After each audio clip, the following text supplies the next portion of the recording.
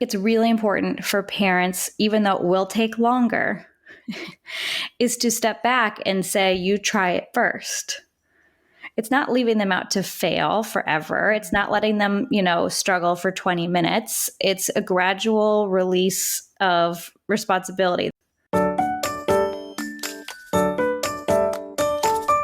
Welcome to Transforming the Toddler Years, a Core 4 parenting podcast for conscious, cycle-breaking parents ready to turn toddler tantrums into teachable moments. Hi, I'm Cara Tyrrell, a lifetime lover of littles, mom to 2 grown and flown girls, and an early childhood educator. Through the show, I teach you my collaborative parenting methodology for nurturing your little human's mind, body, and spirit. Because how you connect and collaborate in the first 5 years is how you raise happy, healthy kids who grow into the best version of themselves and find true success in school and life. Welcome back, Toddler Tribe, to the Transforming the Toddler Years podcast. It's summer, and so I'm taking the opportunity to re-release a few heavy-hitting episodes featuring guests that have incredibly relevant messages for you. I am going to be bringing back the idea of raising anti-racist kids. This is the summer to think about that. We're going to be exploring how to find the right preschool. What does kindergarten readiness really mean? And if you don't want to send your kids to a public institution, what are some homeschooling options for you? As you continue through the fun and the sun and the family memory making of summertime, I'm going to walk you through these re-releases with important, amazing humans that have messages that cut deep. My guest today is Zeba McGibbon. She is a kindergarten teacher, and I've been waiting quite a while to get someone like her on our show. She's also a curriculum creator and a children's book author. Through her curriculum creation company called Kindergarten Cafe, Zeba supports early childhood educators from arrival to dismissal with classroom-tested strategies and materials. She firmly believes in the power of teaching the whole child, and her proudest moments as a teacher are when she sees her students use these strategies to calm down, work with others, stay on task, and have fun. Her episode today talks about what real kindergarten readiness right now means. I hope that you are able to really take some notes and make some adjustments in your expectation of what kindergarten readiness for your kiddos looks and sounds like. Zeba, thank you so much for joining us here at the Transforming the Toddler Years podcast. You are who I've been looking for a year now on this show, an active kindergarten teacher living the life with these kiddos every single day. Welcome to the show. I'm happy to be here. So tell us a little bit about your journey, because you've been teaching for a long time, and a good majority of that time has been in a kindergarten classroom. Sure. So I've taught kindergarten through 3rd grade. This is my 10th year teaching. And yeah, I think, is it 7 or 8 years of those are kindergarten? I honestly lose track. Must be more like 7, because I've done 1st and 2nd and 3rd as well. So yeah, my heart is with kindergarten. That's where I want to be. And so when I left, it wasn't necessarily my choice, and I made my way back because I really have a heart for kindergarten. What's so special about those years? I feel exactly the same way, which is why I'm asking the question. What is so special about those years when they have just started moving into a formalized education space? What draws you there? Well, they come in with nothing. and I love it. They are a blank slate. And I think that's what drives a lot of teachers away from kindergarten, or scares a lot of teachers away from kindergarten, because they really need your help with every single thing. But I think that's where the magic comes in, because you get to reach them where they know nothing. And you get to jump in and set the foundation for the rest of their educational career. You get them learning how to listen on the rug, talk with partners, make plans with partners, write their name, hold a pencil, to read, write, all that stuff. You're setting the foundation, and the growth that they learn in kindergarten because of that it's magical. It is a huge amount of growth, and it's unlike any other grade that I've taught. Yeah, I totally agree with you. And there's this beautiful connection that happens with kids, because for them, learning is a journey at that moment. It's fun, it's engaging. And from the perspective of their developmental age, they still think that as adults, we hang the moon. We're cool, mm-hmm. We're exciting.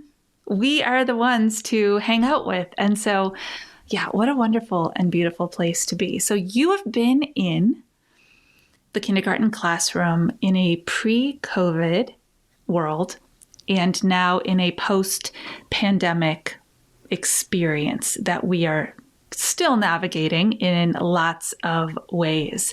So I'd love for you to share a few things as we talk today, and kind of a little bit of from both perspectives, if you could. But before we go there, let's start with the topic of this show, kindergarten readiness.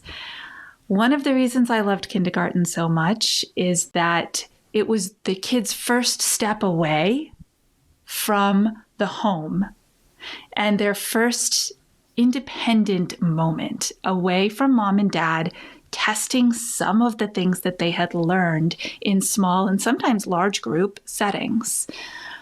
So what do you feel like are the top 3 skills that kids really need to walk through the door having those self skills inside of them? What do you feel like those are?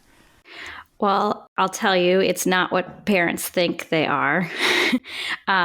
When kids come to me in kindergarten, I think parents think that they need to know all their letters. They need to be reading and writing, doing equations. And that's just simply not true. And it is not where kids should be in kindergarten. Coming into kindergarten, that is exactly what we will learn together in kindergarten. And when parents focus so much on drilling letters and having kids know the letter names, they actually miss out on what we do really want kids to come into kindergarten with, which is independence and those self-help skills and some really strong social emotional skills. So I want kids to be able to go to the bathroom and not need my help getting dressed and knowing how to wash their hands.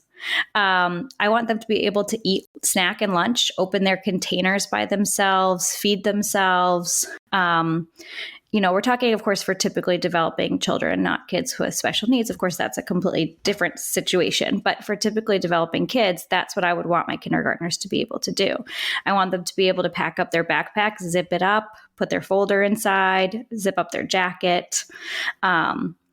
And then in terms of more like social emotional skills, can they share toys? Mm-hmm. Can they negotiate a play scenario with a friend, or invite someone to play with them, or ask someone if they can play with them? Those are the big things that I look for in kids coming into kindergarten. Now, obviously, if they can't do any of that, that's what I'm there for. I'm there to help teach them all those things. But instead of focusing so much on, do they know their letters? That's what I would much prefer we focused on, is those independent and social emotional skills. Yes. And I hear you talking about those social emotional skills, which are very self-driven, right? The self-confidence, self-awareness. And then I heard you talk a little bit about those interpersonal skills, bringing that to your relationship with another person. Can you describe for us, because I talk to parents all the time about this idea of parallel play versus interactive play. And it's often very challenging for them to understand what that means and sounds like. Can you describe that to us from a kindergarten teacher's perspective and maybe give us a quick example from the classroom? Sure. Well, I think when kids definitely, when they start in kindergarten, it is more parallel play. And the goal is by the end of the year to have it be much more cooperative play. But what I mean by parallel play is they're picking the same materials up as someone at the table. They're just building their own thing. They're not building with someone else. So they're sharing materials, but they're doing their own thing, their own plan, their own design, their own idea. They may be communicating with other people at the table, but it's not about what they're playing or what they're building. It's just sort of a random conversation. But what we're looking for more is kids to be having a plan together and designing a creation or designing a play world, imaginative play, where they are deciding on roles to take and who's doing what job and what are they going to do together. And then they're in that world engaging in play together and changing ideas, being flexible with each other, sharing ideas, all that kind of stuff. So well said. And each one is a really important skill to have. Mm-hmm. Being able to work independently, to create your own plan, to do some problem solving on your own, that's really important as a learner. But so is what it sounds like you're saying, that laying the foundation for being able to work as a team.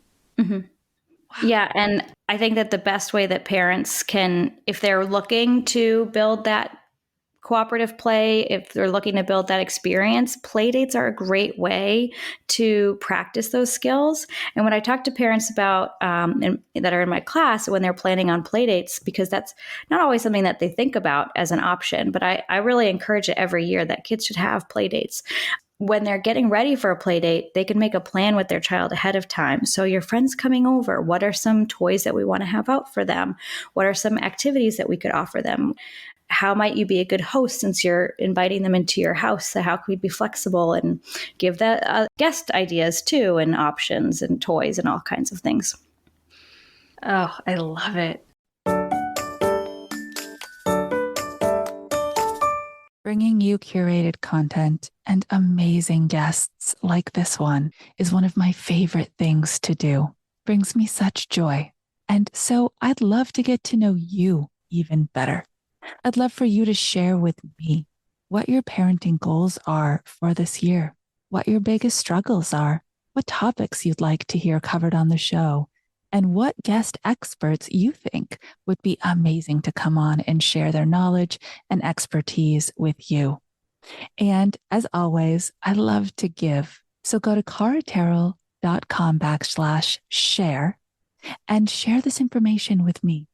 Every month, I will pull a winner who gets a one-on-one coaching session with me to help you personalize this parenting journey. Thank you so much for being on this journey with me. And I cannot wait to read all about you, your kids, and the amazing ways that you are transforming the toddler years.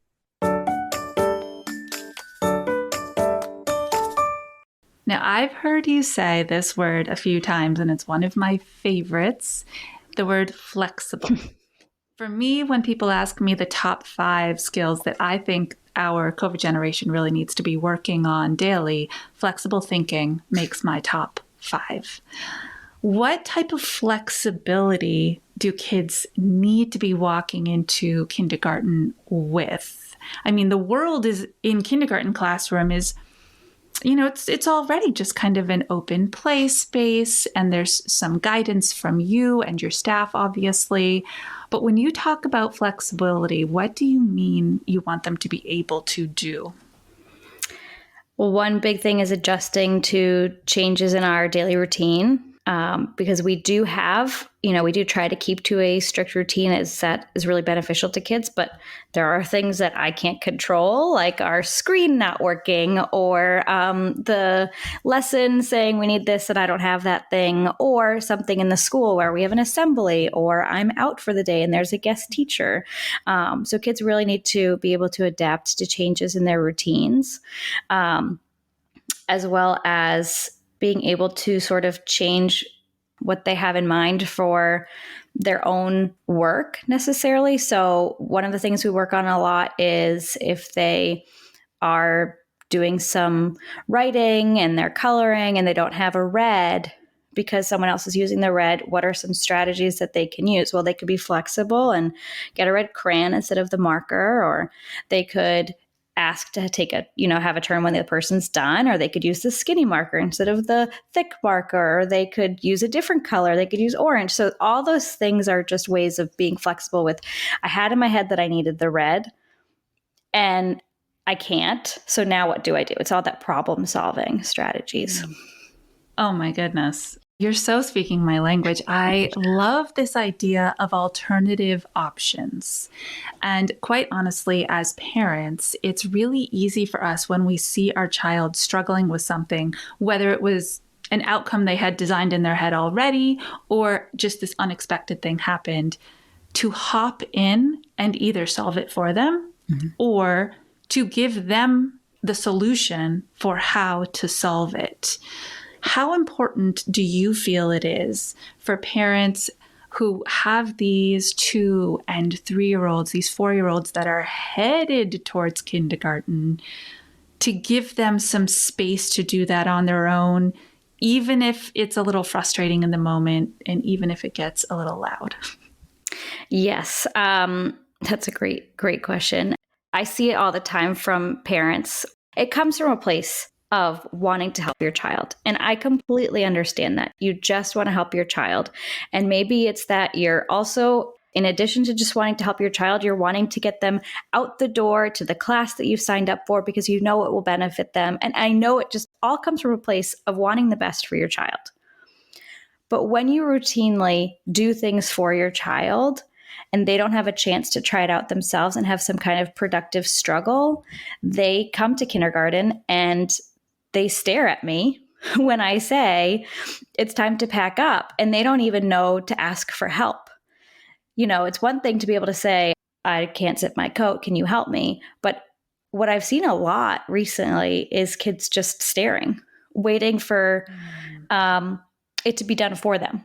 And so when I think it's really important for parents, even though it will take longer, is to step back and say, you try it first. It's not leaving them out to fail forever. It's not letting them, struggle for 20 minutes. It's a gradual release of responsibility. That's a very fancy teacher phrase that we use. But the point is that you start giving some support, not like doing everything for them, but you back it off eventually. And so you don't offer the same amount of support every single time. So at first it might be, you try, okay, I'll show you how to do it. And then it'll be, you try, okay, you try a second time. Now I'll help you. You do it with me. And then it would be, you try, we'll give it a couple of minutes and see if you can do it this time. And then it might be, well, how fast can we do it? Like, let's time ourselves and see how fast we can get your coat on so we're ready to go. So yes, when we do everything for the children, it feels in the moment like we're helping them. And it certainly helps our schedule and helps us get out the door and everything. But in the long term, it really does affect the kids. Wow. And that scaffolding strategy that you just offered for parents who were listening to you saying, oh my gosh, but this sounds so overwhelming, I don't know how. All of a sudden, they just took a deep breath and said, oh, that's how? It takes a few extra minutes. But the cool part that organically happens over time is that by offering your child the opportunity to try, when they try and they do it, they light up. Mm-hmm. I did it. And there's that sense of accomplishment. And they sit inside that, and then you get to witness it. And it's just a beautiful, beautiful moment. And then the transfer of skill, right? And if you are the parent, please come to the kindergarten classroom, come to the preschool classroom, and share with the teacher. Guess what Janie did over the weekend? Mm-hmm. She successfully zipped her coat all by herself before we went outside. I thought you would want to be able to celebrate with her. I thought you'd want to know. Now you know. Yes. Yeah, definitely. That celebration is key. Recognizing that the kids, they tried it themselves. It was hard and they did it. And that is a lesson that will transfer throughout their whole life of everything's not going to be easy the first time that you do it, and you keep trying, and then you get it eventually, and you get better and better and better. And that is going to set them up to not freak out when they get a really hard math question or a really hard book to read. They'll be like, okay, it might be hard at first, but then I can get better and better, and I'll get it eventually. So really, you're teaching persistence. Mm-hmm. What a wonderful trait that is.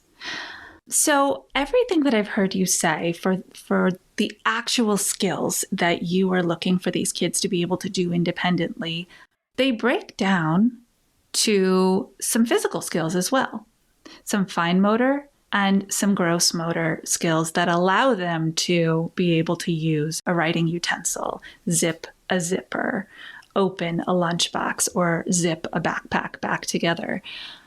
Can you give a base definition for parents who are just now hearing those words for the first time, fine and gross motor? Sure. Well, so fine motor is sort of the muscles in the hand, and then gross motor is sort of every other muscles, essentially. So the fine motor, as you said, is, what you said was zipping a zipper, holding a pencil. That's all fine motor. And it's kids using Play-Doh, kids picking up beads, small objects, pinching things, or Lego building. That all involves fine motor, but that helps them be able to use scissors and to hold a pencil and write for a long periods of time. If they don't have that fine motor skill or the fine motor development, then they're not able to do their handwriting as easily. It's much harder for them. And so it's much harder for them to write. And so having the strong fine motor skills going into kindergarten is really, really helpful. Having practice using scissors and just experience holding pencils and markers and things like that. And then the gross motor are things like jumping, skipping, being able to climb up and down, walk up and down stairs, all that kind of stuff. And both are so important. Mm-hmm. So let's jump now into this pre and post pandemic experience that we're having with kids. I like to call it the pandemic pause. And it affected everybody, regardless of how old you are or what developmental level you were currently in. But for these kids who were 1 and 2 when the pandemic hit, and now they are 4 and 5, these kindergartners that you're seeing, specifically this year, the pandemic was the majority of their young life. Mm-hmm. And my listeners know that 85 to 90% of foundational brain growth is done by 5 years old, right? That really strong early foundation is something that parents set in those first 5 years before they even walk through your door. So can you share with us some new prevailing behaviors or struggles or observations that you're seeing that are consistent now in classrooms that weren't there before the pandemic? I've heard from many, many teachers that overall, we've seen a big increase in kids' behaviors. I think what they mean by that is more being able to regulate emotions when something's upsetting you. So being able to not get so upset about something that's a small problem, being able to calm themselves down if they are upset. And those problem-solving strategies that we talked about earlier, if something doesn't quite go your way, how can you be flexible, solve that problem, try a different strategy without just immediately getting so upset. I personally have noticed just an increase in anxiety from the parent perspective of kids not being ready for kindergarten or wondering if that's the case. just an overall increased anxiety around just the school experience. And I would gather that would be because they spent so many years of their life just at home, if they were able to, because of the pandemic, because it shut things down. And so if they were going to school, it was much smaller classes sizes, or it was fewer days than maybe in previous years, or they were home for several years, maybe more than they would have been in previous years. So that's a big shift I've noticed, is just the overall heightened anxiety from families about, are their kids ready for kindergarten and things like that, versus other years I didn't really get that sense. I think the other thing I've noticed is kids being a lot more interested in independent. They're a lot more used to sort of being by themselves, I get the sense, as opposed to interacting with other kids. And so, as I kind of mentioned, this idea of play dates has been foreign to some of my parents, and something they hadn't really thought about, and something that I think is it's a really important part of growing up and practicing that social development. So the fact that they're coming in kindergarten and haven't really had that experience yet is surprising. And I would encourage everyone to have play dates, whether it's with cousins or neighbors or whoever. But yeah, that's sort of a long blurb. Yes, absolutely. So when I started this interview with you, I said, what do you think are those top 3 skills that these kids really need to be practicing and have some level of mastery over? And I heard you say self-regulation, that emotional piece, self-soothing, and the critical thinking and problem solving. Let's talk about the self-soothing for a minute, because that gets really challenging the older we get, because it looks different. It has to look different, right? We can't run to our bedroom and grab our lovey and we're at school. We have to have some self-soothing strategies. One thing I've heard from a lot of teachers at ECE conferences where I go and present is that a lot of COVID kids are now coming to the classroom with tech as one of their soothing strategies. And I just thought this was fascinating that, during the pandemic, when all the emotions were heightened and they were absorbing all that anxious energy, and they would behave, right? Because behavior is communicating, something's not quite right, that they would get handed a device. And the device became their soother. Are you noticing an increased reliance on technology in these early years? I can't really answer that because I sort of limit the technology that we have available, right? So we have iPads in the classroom, but where I'm strict about when we use them, how we use them. I introduce them very purposefully. So I can't really answer that from a classroom perspective, but I do think that kids don't really know how to soothe themselves down. So maybe they are used to having a device to soothe themselves down. It's not an option I give them when they're upset. Just observationally, I've seen out at restaurants, I haven't really seen kids without devices recently at restaurants. So just an observation of the world of where we are with technology. But in the classroom, I can't really answer that. Yeah. Well, I totally respect your observations of the world, because one of the things about being a kindergarten teacher and being surrounded by 5 and turning 6-year-olds all the time is that you are super sensitive to it, even when you go out in the world as your own person. And I remember that distinctly, right? Feeling, oh, no, that's actually not my space right now. Now I just get to be an observer of what's happening over there. In fact, recently, I was on vacation for the holiday, and this mom and her friend sat down at a table behind us they had 2 small kids with them. And before they even looked at their menus, the first thing they did was set up what I call plane-worthy iPads. Because that's a great time to use a plane. That's a great time to use an iPad when you're on. Yeah. Like with all the bumpers and everything, and they set it up like a tablet, and okay, there you go. Now we can talk. So I just thought it was really interesting. And you just brought this up. What an opportunity to practice your interpersonal skill set. Exactly. when you're sitting at a table with other people. And in this case, the modeling doesn't really do it, right? Like these two women being interpersonal with each other and having a conversation is great. But the kids having their own access to entertainment while that was happening pretty much negates any modeling that was going on. Would you agree? Right. Well, they're not paying attention to what's happening outside of the tablet. So absolutely, they're not seeing that turn-taking conversation style conversation. Yeah.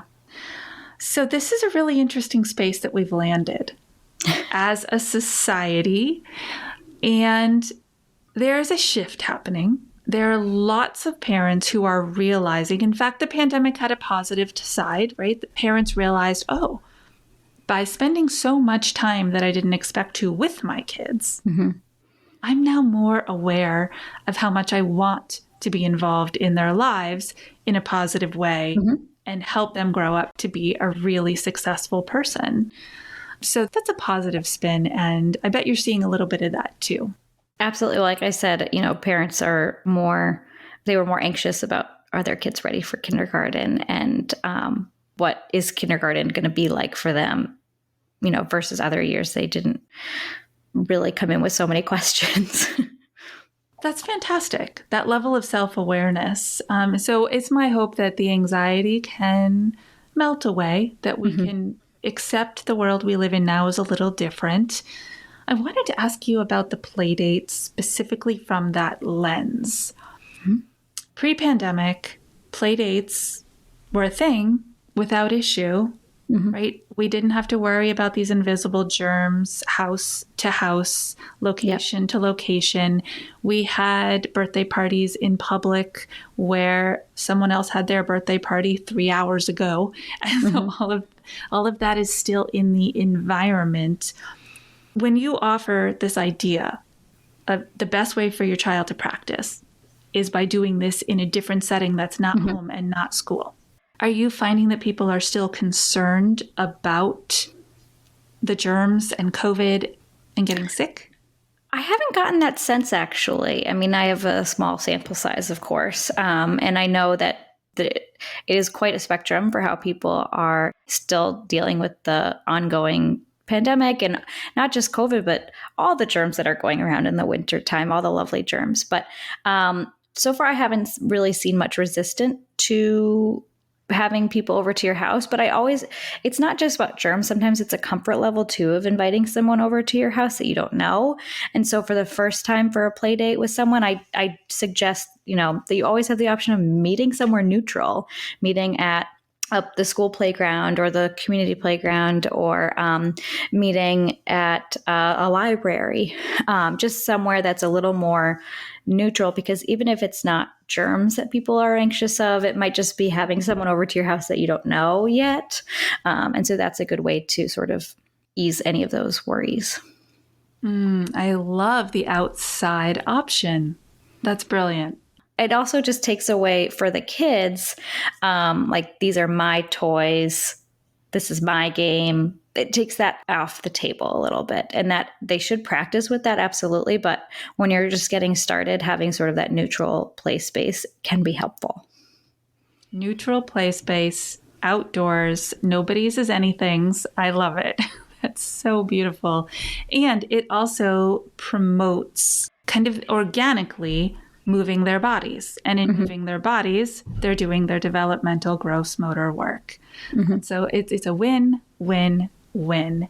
Now, parents are also seeing increased behaviors. And in the home, that's hard.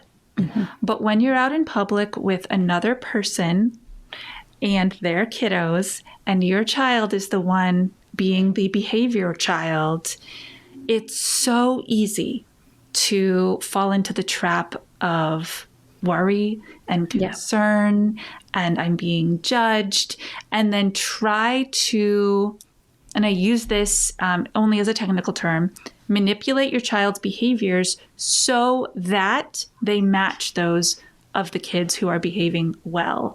But you just shared with us very eloquently, these kids don't have those skills yet.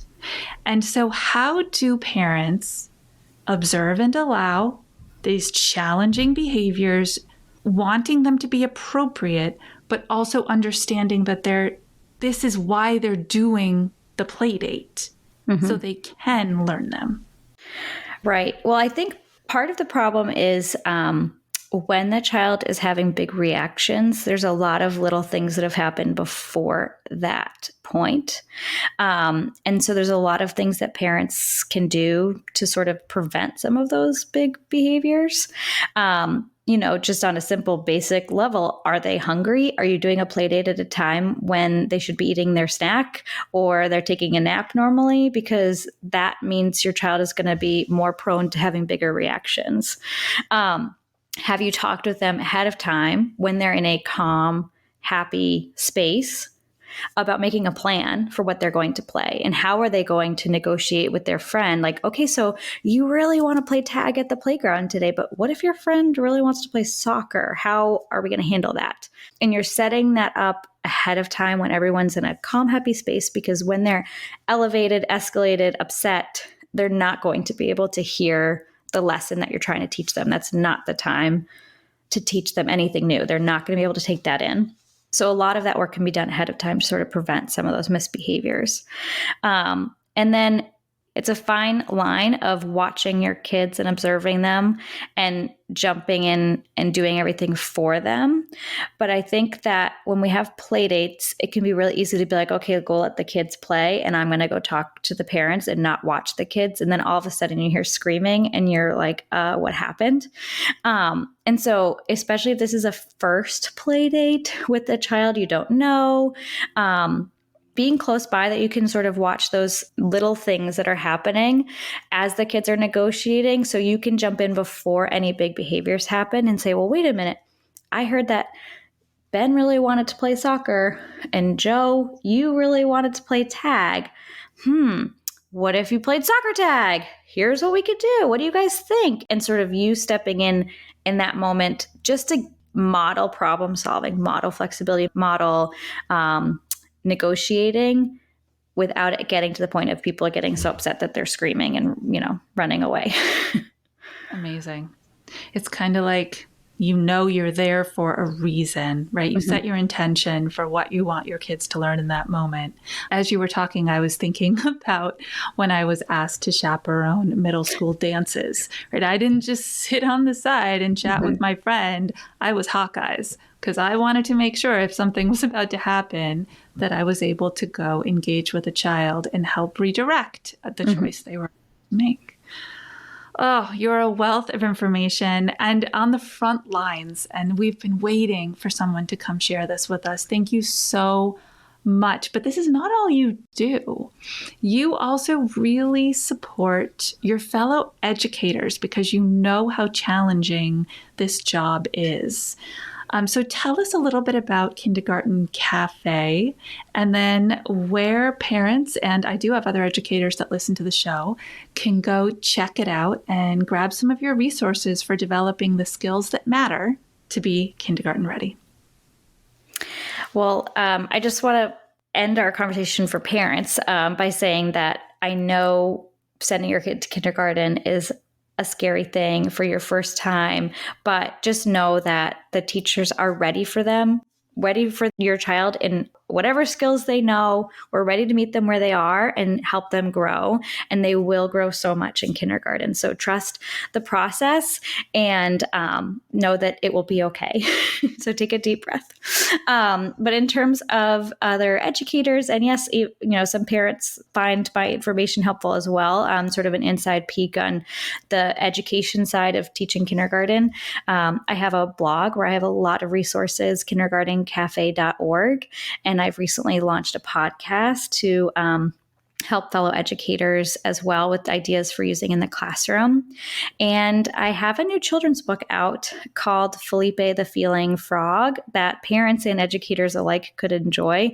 It's a story I've used with my kindergarten students for years, and it's finally out in the world as a published book, which teaches kids that all feelings are okay. It's how we handle them that matters. So that's sort of the message of the story. So thinking about that self-regulation and those big feelings, Felipe the Feeling Frog could be a great resource for families.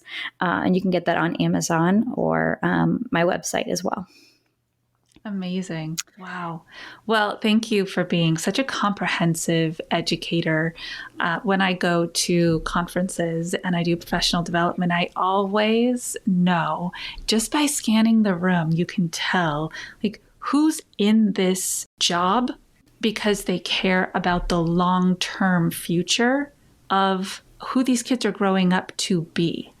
And kindergarten teachers do set that foundation. And I'll close with that because you said it.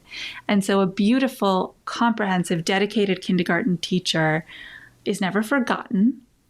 And you are the ones that get them ready for that graduation day 12 years later. So thank you for everything that you're doing.